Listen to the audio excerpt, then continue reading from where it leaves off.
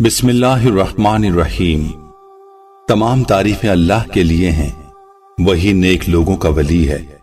मैं गवाही देता हूं कि अल्लाह के सिवा कोई भी माबूद बरहक नहीं, वो यकता है, उसका कोई शरीक नहीं, वही सब मखलूकात का माबूद बरहक है। और मैं ये भी गवाही देता हूं कि हमारे नबी मोहम्मद सल्लल्लाहु अलैहि वसल्लम अल्लाह के बंदे और उसके रसूल हैं। आप तमाम अंबिया किराम और रसूलों के सरबराह हैं। या अल्लाह इन पर, इनकी आल और तमाम सहाबाए किराम पर रहमतें, सलामती और बरकतें नाजिल फरमा। अस्सलामु अलैकुम इस्लामिक टीचर के प्यारे दोस्तों, मेरी बहनों और मेरे प्यारे भाइयों, गुज़िश्ता वीडियो में आपको माह शाबान की फजीलत के बारे में जिक्र किया था। शाबान का माह बहुत फजीलतों और बहुत बरकतों और बहुत रहमतों वाला है। इस माह में इंसान की कसरत के साथ दुआएं कबूल होती हैं। यह माह मुबारक बहुत बाबरकत है। इस माह मुबारक के शुरू होते ही हमें कुछ ऐसे अमाल जरूर करने चाहिए जो चलते फिरते करते वक्त अल्लाह करीम की रहमतों के नुज़ूल का बाइस बनते हैं। यह अमल प्यारे आका सल्लल्लाहु अलैहि वसल्लम ने सहाबाए किराम को सिखाया और आज इस अमल की इस उम्मत को भी सख्त तरीन जरूरत है। इस अमल को माह शाबान में चलते फिरते आप करते रहें। इंशाअल्लाह इस अमल की बरकत से रब्बे करीम की कसम है, पूरा माह आप पर बरकतें, रहमतें बरसती रहेंगी। आप चलते फिरते खुद अपनी आंखों से बहुत सारे मौजज़ात भी देखते रहेंगे। यह अमल इस्तग़फ़ार का सबसे बेहतरीन वजीफा है। इंसान के गुनाह खार रेत के जर्रों के बराबर हों या बहरे बेकरां के कतरात से जायद हों, तो भी इस्तग़फ़ार से सब महफ हो जाते हैं। चुनाचे नबी करीम सल्लल्लाहु अलैहि वसल्लम का फरमान है कि अल्लाह ताला का फरमान है, ऐ इब्न आदम, तू जब तक मुझसे दुआ करेगा और उम्मीद रखेगा तेरे जो गुनाह भी होंगे मुआफ कर दूंगा और मुझे इस बात से कोई परवाह नहीं। ऐ आदम के बेटे, अगर तेरे गुनाह आसमान की बुलंदियों तक पहुंच जाएं, फिर तू मुझसे मुआफी मांगे तो भी मैं तुझे गुनाहों से मुआफी दूंगा और मुझे उसकी कोई परवाह नहीं। ऐ इब्न आदम, अगर तू जमीन के बराबर गुनाह लाया लेकिन शिर्क ना किया तो मैं इतनी ही मग़फ़िरत और बख्शिश लेकर तेरे पास आऊंगा। जिस तरह लोहा पानी में पड़ा रहने से जंग खोरदा हो जाता है, इसी तरह इंसानी कुलूब गुनाहों की निजासत से आलूदा होने के बायस जंग खोरदा और स्याही आलूद हो जाते हैं। ऐसे वक्त इस्तग़फ़ार की रेती ही उस जंग को दूर करके चमका सकती है। चुनाचे हज़रत सल्लल्लाहु अलैहि वसल्लम की एक तवील हदीस है जिसके आखिर में जिक्र है, यानी अगर इंसान तौबा कर ले और अपने गुनाहों से मुआफी मांगे तो उससे उसका कल्ब चमक उठता है। हज़रत सल्लल्लाहु अलैहि वसल्लम ने तंगदस्ती और ज़हनी और कल्बी परेशानी में मुब्तला अशखास को यह मुजदाए जां फजा सुनाया। जो इंसान इस्तग़फ़ार को हमेशा के लिए अपना वजीफा बना लेता है तो अल्लाह ताला उसकी हर किस्म की तंगी और परेशानी को दूर फरमा देते हैं और उसे ऐसे जरिए से रिज़्क़ अता फरमाते हैं जिसका उसे वहम गुमान भी नहीं होता। इस अमल की हमें जरूरत क्यों है? आखिर ये भी सुन लें कि माह शाबान रहमतों बरकतों का माह है। इसमें इंसान की रोजी लिखी जाती है। फला फला बंदे को इस दुनिया से जाना है, वो सब कुछ लिख दिया जाता है। इंसान की जिंदगी का कोई अमल नहीं। इंसान से चलते फिरते गुनाह होते रहते हैं। जब इंसान गुनाह का इर्तिकाब करता है तो ज़ाते इलाही उसे गून अगू अजाब में मुब्तला करके इंतकाम लेती है। कभी बारिश नहीं होती और कहत साली के आसार रूनुमा हो जाते हैं। कभी हरी भरी खेतियां पानी को तरसती हुई गल सड़ जाती हैं। कभी औलाद जैसी नेमत उज़्मा को इंसान की आंखें तरसती रहती हैं और कभी तंगी रिस्क से इंसान इस कदर मगलूब हो जाता है कि उसके ईमान को खतरा लाहक हो जाता है और उसके पाए इस्तक़लाल में लग़ज़िश वाक़ हो जाती है। इन तमाम अमराज का इलाज इस इस्तग़फ़ार में मुज़मिर है। ये एक ऐसा नुस्खा है कि इसके इस्तेमाल से बीसियों औलाद के तलबगारों को औलाद नसीब हुई, सैकड़ों रिस्क के मुतलाशियों को रिस्क नसीब हुआ और अनगिनत और लातादाद खेती और फलों की कमी का शिकवा करने वालों को वाफर अनाज और फ्रूट नसीब हुआ। हजरत हसन बसरी रहमतुल्लाह अलैह के पास एक आदमी ने कहत साली की शिकायत की। आपने फरमाया, इस्तग़फ़ार पढ़ो। फिर एक आदमी आता है, वो औलाद से महरूमी की शिकायत करता है। आप उसके लिए भी यही नुस्खा तजवीज फरमाते हैं।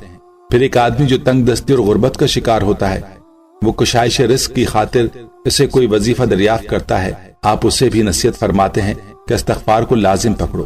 پھر ایک آدمی کھیتی اور پھلوں کی کمی کی شکایت لے کر حاضر ہوتا ہے، آپ اس سے بھی استغفار کی تلقین کرتے ہیں۔ پھر آپ سے دریافت کیا گیا کہ مختلف شکایات لے کر لوگ آپ کی خدمت میں حاضر ہوئے، لیکن آپ نے تمام کے لیے ایک ہی نسخہ تجویز فرمایا۔ آپ نے جواب میں فرمایا، سورہ نوح کی مندرجہ ذیل آیات تلاوت فرمائیں، جس کا ترجمہ ہے، سورہ نوح آیت نمبر 10 سے 12، ترجمہ، اپنے پروردگار کی بارگاہ میں بخشش کی دعا کرو، وہ اسے منظور فرمائے گا۔ اس کا فائدہ یہ ہوگا کہ وہ آسمان سے موسلا دھار بارش برسائے گا، تمہیں کثرت سے مال و اولاد عطا کرے گا اور تمہارے باغات اور نہریں چلائے گا۔ پیارے دوستو، ماہ شعبان کا یہی بہترین عمل ہے کہ آپ چلتے پھرتے، اٹھتے بیٹھتے ہر وقت استغفار کرتے رہیں۔ اس عمل کے اتنے فوائد اور حیران کر دینے والے واقعات ہیں کہ آپ سوچ بھی نہیں سکتے، جو خود ہم نے اپنی آنکھوں سے دیکھے ہیں۔ اگر آپ کو پیسوں کی کمی ہے، نوکری نہیں مل رہی، کاروبار نہیں چل رہا، کاروبار رک گیا ہے، یا مالی لحاظ سے کسی بھی قسم کی کوئی اور پریشانی ہے، تو اس ماہ میں چلتے پھرتے استغفار کرنا شروع کر دیں۔ اللہ پاک آپ کو مالا مال کر دیں گے، آپ کے کاروبار میں برکت عطا فرمائیں گے، اور آپ خود اپنی آنکھوں سے یہ معجزہ دیکھیں گے کہ آپ کے ساتھ کیا معجزات ہونا شروع ہو جائیں گے۔ اگر آپ کی اولاد نہیں ہو رہی، بیٹیاں ہی بیٹیاں ہیں، تو بھی استغفار کریں، اللہ پاک اولاد کی نعمت سے نوازیں گے۔ اولاد کہنا نہیں مانتی، تب بھی استغفار کریں، اولاد فرما بردار ہو جائے گی۔ آپ کی کوئی بھی پریشانی ہو، کوئی بھی مصیبت ہو، اس ماہ چلتے پھرتے اٹھتے بیٹھتے اپنی زبان سے استغفار پڑھنا شروع کر دیں۔ انشاءاللہ آپ دیکھیں گے کہ پورا ماہ آپ کو کتنی زیادہ رحمتیں اور برکتیں حاصل ہوتی رہیں گی۔ اب استغفار کی تسبیح کیا ہے، وہ تمام دوست اچھی طرح سے سیکھ لی۔ استغفر اللہ الذی لا الہ الا هو الحی القیوم واتوب الیہ۔ اس کا ترجمہ ہے، میں اللہ سے بخشش کی دعا کرتا ہوں، وہ اللہ جس کے بغیر کوئی عبادت کے لائق نہیں، اور وہ اللہ جو ہمیشہ زندہ اور قائم ہے، اور میں اس کی طرف توبہ کرتا ہوں۔ حضور صلی اللہ علیہ وسلم کی ذات گرامی وہ ہستی ہے جس کے متعلق امت محمدیہ کا یہ عقیدہ ہے کہ آپ صلی اللہ علیہ وسلم معصوم عن الخطا ہیں۔ آپ صلی اللہ علیہ وسلم نے اپنی حیات مبارکہ کا ایک ایک لمحہ اطاعت اور عبادت الہی میں گزارا۔ گناہ کرنا تو کجا، آپ صلی اللہ علیہ وسلم کے دل و دماغ میں گناہ کا کبھی تصور بھی پیدا نہیں ہو۔ حضور صلی اللہ علیہ وسلم کثرت سے استغفار کیا کرتے تھے، چونکہ ایک حدیث شریف میں ذکر ہے کہ حضور صلی اللہ علیہ وسلم نے لوگوں سے مخاطب ہو کر فرمایا کہ لوگوں، اللہ کی بارگاہ میں توبہ کرو، میں ایک دن میں 100 مرتبہ اللہ رب العزت سے دعا کرتا ہوں اور توبہ کرتا ہوں۔ تمام انبیاء علیہ السلام، حتیٰ کہ حضرت محمد صلی اللہ علیہ وسلم نے توبہ استغفار کو اپنا اوڑھنا اور بچھونا بنایا ہوا تھا، اور ہر وقت ان کی زبان مبارک سے استغفار ہی کے کلمات سنائی دیتے تھے۔ اس سے معلوم ہوا کہ استغفار اللہ تعالیٰ کی رضا کا سب سے بڑا ذریعہ ہے۔ انسان خواہ گناہوں میں ڈوبا ہوا ہو، جب بارگاہ ایزدی میں سر جھکا کر رب رب الفاظ سے اپنے خالق حقیقی سے معافی مانگتا ہے، تو اس کی رحمت کا بحر بے کراں جوش میں آ کر اس کے گناہوں کی تمام خس و خاشاک کو بہا کر لے جاتا ہے، اور اللہ تعالیٰ ایسے شخص سے بے حد خوش ہوتے ہیں۔ اسی لیے اسلامک ٹیچر کے پیارے دوستو، اس ماہ میں کثرت کے ساتھ چلتے پھرتے توبہ استغفار پڑھتے رہیں۔ آخر میں دعا ہے کہ اللہ تعالیٰ ہم سب مسلمانوں کو بیش از بیش استغفار پڑھنے اور ہر قسم کے فسق و فجور سے اجتناب کی توفیق عطا فرمائے، آمین۔ اس کو اچھی طرح سے آپ یاد کر لیں، اور جب بھی فارغ ہوں، اٹھتے بیٹھتے چلتے پھرتے اس کو پڑھنا شروع کر دیں۔ انشاءاللہ آپ کے ہر طرح کے مسائل حل ہونا شروع ہو جائیں گے۔ پیارے دوستو، ہم یہ امید کرتے ہیں کہ آپ کو ہماری آج کی یہ ویڈیو ضرور پسند آئی ہوگی۔ اگر آپ کو ہماری آج کی یہ ویڈیو پسند آئی ہے تو آپ سے گزارش کرتے ہیں کہ آپ ہمارے چینل اسلامک ٹیچر کو ضرور سبسکرائب کر لیں، اور ساتھ ہی لگے بیل کے بٹن کو بھی پریس کر لیں، تاکہ آپ کے پاس ہماری آنے والی مزید معلوماتی ویڈیوز کا نوٹیفیکیشن بر وقت ملتا رہے۔